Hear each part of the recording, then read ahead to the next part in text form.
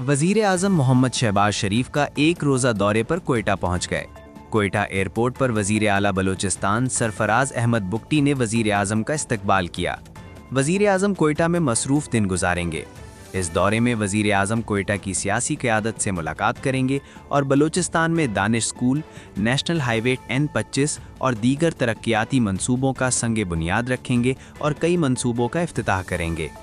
वजीर आजम की कोयटा में गवर्नर हाउस आमद पर गवर्नर बलूचिस्तान जाफर खान मंदोखेल ने वजीर आजम का इस्तकबाल किया। इस मौके पर गवर्नर हाउस बलूचिस्तान में वजीर आजम को गार्ड ऑफ ऑनर पेश किया गया। गवर्नर हाउस में वजीर आजम से गवर्नर बलूचिस्तान जाफर खान मंदोखेल की मुलाकात में बलूचिस्तान की उमूर पर गुफ्तगू।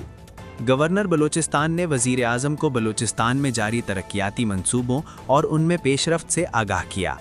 मुलाकात में वजीर आला बलूचिस्तान मीर सरफराज अहमद बुगटी, वफाकी वज़रा डॉक्टर एहसन इकबाल, अलीम खान, राना सनाउल्लाह और बलूचिस्तान के सियासी रहनुमा शरीक थे।